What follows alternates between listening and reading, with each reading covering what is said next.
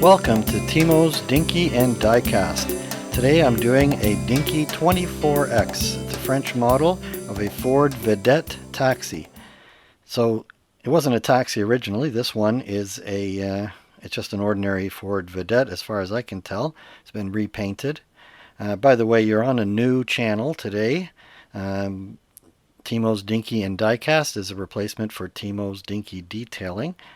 That channel didn't let me get any money, so you're here on the first one of a whole new age.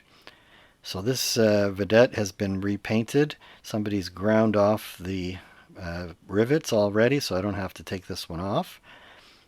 And it's been repainted, and it was glued back in place, which is long ago fallen off. I put a temporary axle on those two wheels because they didn't have an axle, but the wheels were there and the tires. So the rear wheels are still there because they're obviously attached to the base. So to take those off, I'm going to be using my old technique. I have a file. It's a Nicholson smooth file, flat bastard, and I've ground off the teeth from one edge so that if I file up against the wheel of a Dinky toy, it's not going to cut into the wheel. So I shortened that up a bit.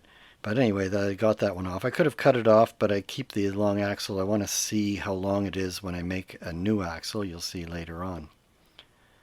So this one has white tires, which are nice and rubbery. They're beautiful, like new tires. They'll just have to be a little bit cleaned.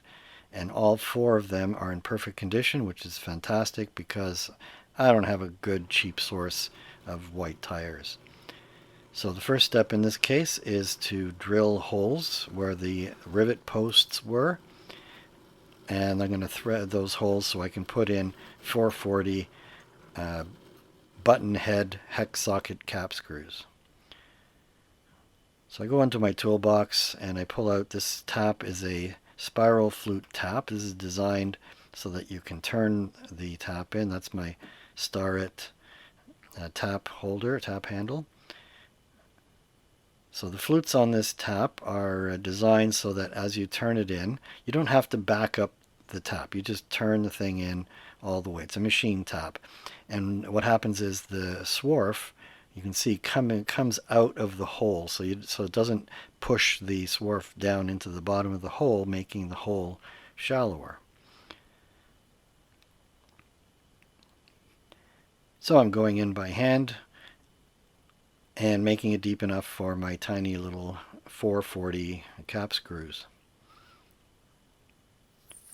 So I clean off the material. I need to protect these threads because it's going to get painted, it's going to get stripped, it's going to have all kinds of stuff happening, and I don't want to screw up those threads.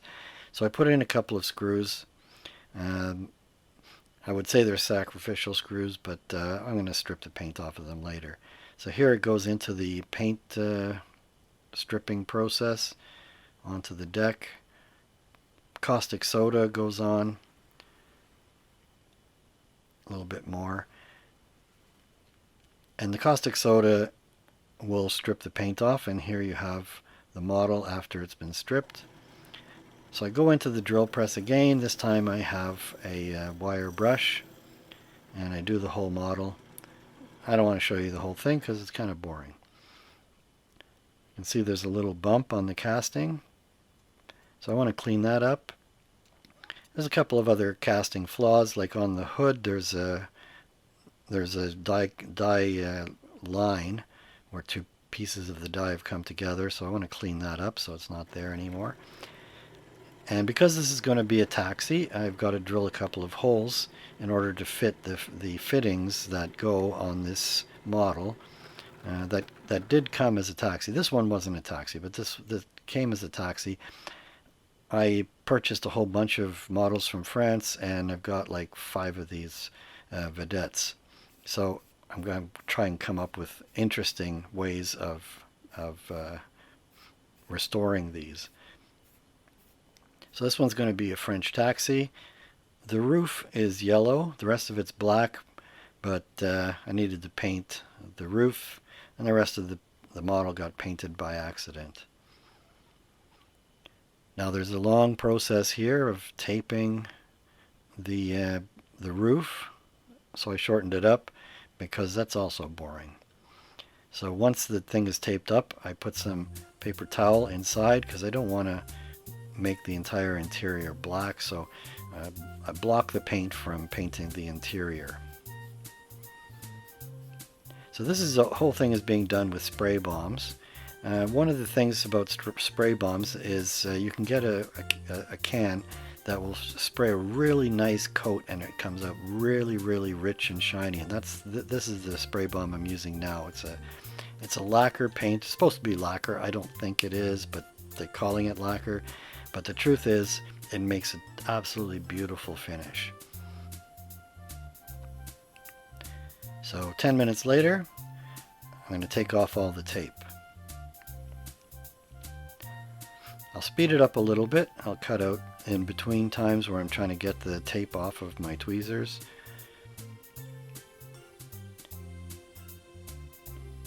Now, taping that roof was not the easiest job, and if you look online at pictures of this model that were painted in the factory by Dinky, they had a really crappy job on the taping of the roof. They didn't tape it. They had a mask that they would put over, and then they would spray the white roof on top of. They painted the yellow roof on top of the black, and it didn't go well. And the models online look pretty poor. So the poor taping joint that I have, I'm not too upset about. So the base is pretty twisted up and bent. And so this is my way of flattening these things. The best thing is to hammer at them, and then you can get the thing flat. And then for details, like getting the twist out of the front end here, I use my parallel pliers. These are parallel pliers that had teeth on them, and I ground them down. Only recently did I find that I could have bought pliers like this, parallel pliers that look exactly like this and already have the teeth ground off of them. So if you're looking to replace these things, then you can do it much easier than me. So I put this satin black paint onto the base, and this is held with a magnet, and obviously I'm going to have to let this dry and then do the other side again with magnet and a non-stick piece of baking sheet. So this is the interior. I did a Vedette before, and I already made an interior, so I just printed another one on my 3D printer. I also designed and printed a taxi cab roof beacon and a little post that I printed separately so I could push it in there. And then this is a meter that must have been on Paris taxi cabs back in the day, and that's what was on the Dinky toy. So I 3D printed my own. I took these wheels. They have a little bit of rust on them, and I put them into the rust remover.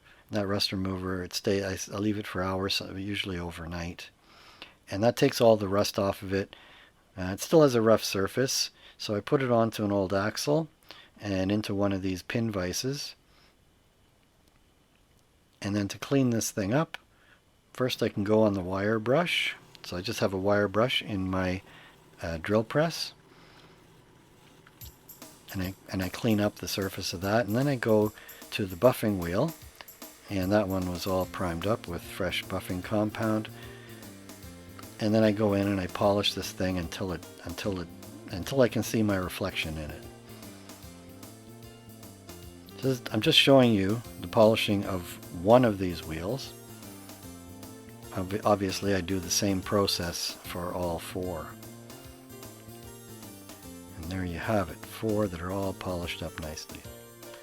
Now to go with that, I'm doing axles. If you haven't seen this before, these axles I make are from hollow stainless steel. It's a stainless steel tubing that's 2 millimeters diameter, and I cut them to length, and you're going to see how I do these. This is a technique that I invented, and I love doing it. Along with the axles go these mushrooms, and these are little nails for some kind of upholstery, and you can see the links below in the description. So these little nails are perfect. They're the exact right size as a Dinky or Corgi mushroom on the end of an axle. They have a little bit of bronze plating, and I take that off with about 1.5 seconds on the buffing wheel to make them beautiful, shiny looking steel. I've got these tires.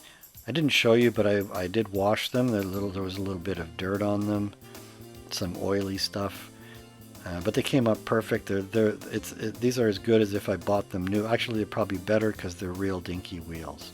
So they survived very well all this time, because this is a model that would have come from pre-1960. So there I've got my hollow axle, and this is 2-part epoxy, 5-minute epoxy that I get from the dollar store. It's perfect epoxy. It actually hardens in 5 minutes, which is the expensive epoxy with the picture of a gorilla on it. I don't know how long it takes, because it takes forever. So I just buy the cheap stuff because it's better. So I glue those in place. And the other axle goes into the casting, and it's not captive until the base is screwed back on.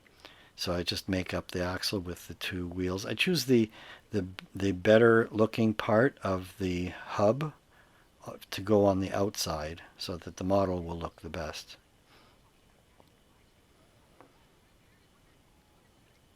So flip that around, and this is all done on one mix of epoxy. So I have to do this.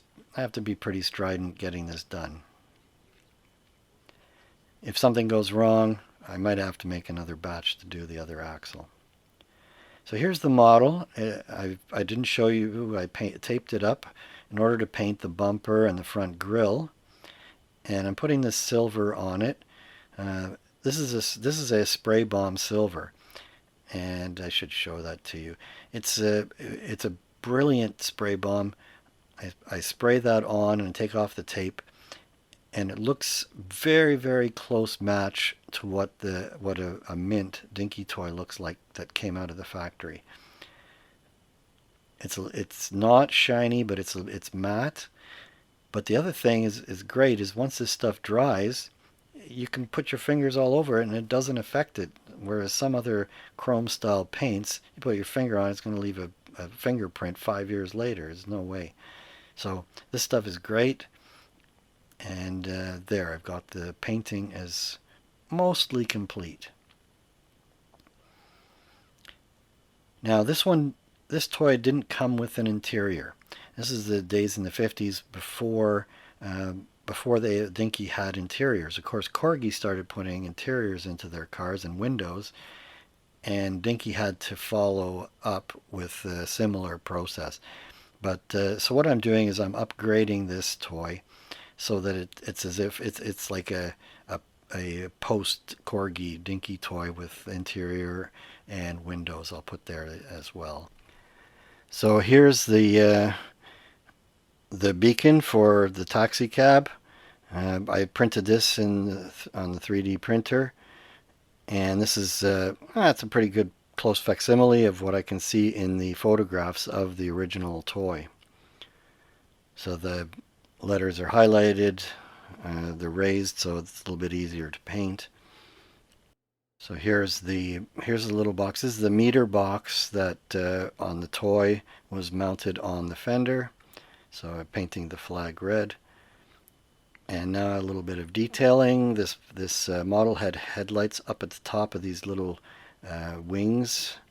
In the 50s, cars all had wings, even ones that didn't look like they had wings, but they did. Just a little bit of wing, just because that's the fashion of the time. And they had these tiny little headlights at the very top.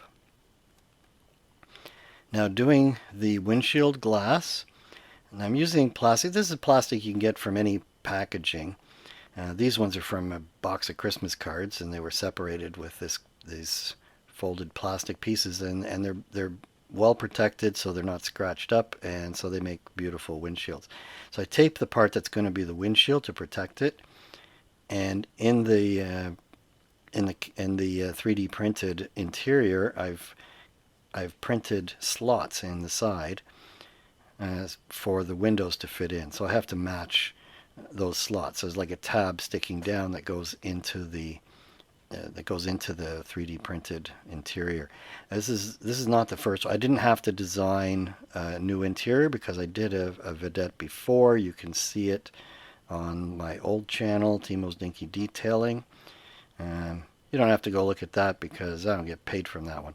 This new website I set up properly this time, so I should be able to get paid once I have enough subscribers. So remember to subscribe if you're here for the first time, or even if you're one of my old viewers from Timo's Dinky Detailing. I hope a lot of them will come over. I'm going to try to entice them over because I won't be releasing new videos on the old channel, so there should be a lot of folks from Timo's Dinky Detailing coming over. So remember to subscribe so you get the new videos posted. There's going to be a lot of them because I made almost 100 videos on Timo's Dinky Detailing, and now I'm going to release all of them again. And if you subscribed later on, it's 2 years of videos. So if you subscribed after a year ago or 6 months ago, there's a lot of videos still to come, and they will be reposted. And hopefully by posting 2 videos a week. And you can see here that what I'm doing is I've got all those windows cut and I fitted it into the body, and now I strip the tape off of the windows, so the windows wind up being absolutely in perfect condition. I had a problem before. I used to do this and the windows would be all covered in fingerprints and oil and glue and whatever, and they were crappy. So these ones are all perfectly clear because I do all the hard work when they're protected.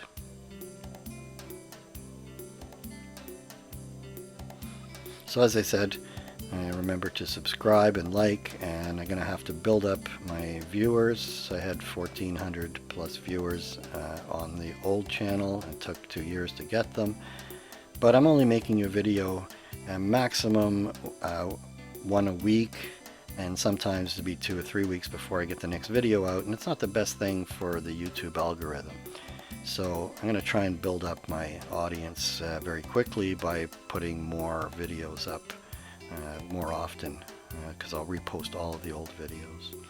So there, I put the interior in with the windows, and I put my axle with the wheels on it, and then I put the base with the other axle.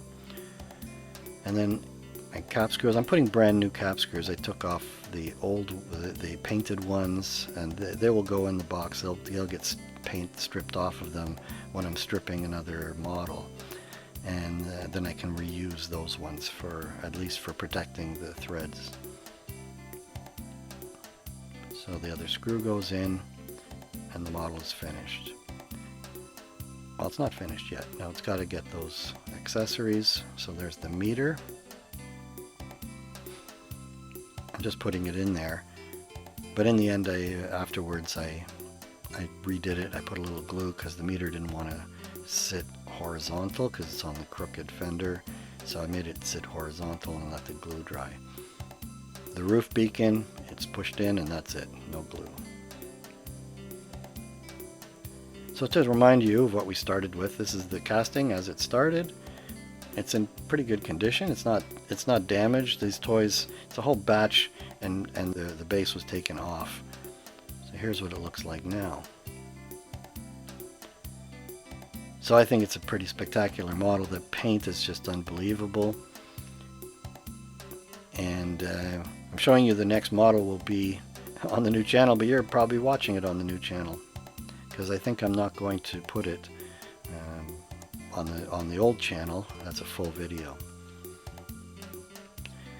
So I hope you enjoyed this, perhaps your first episode of Timo's Dinky and Diecast. Until next time, be seeing you.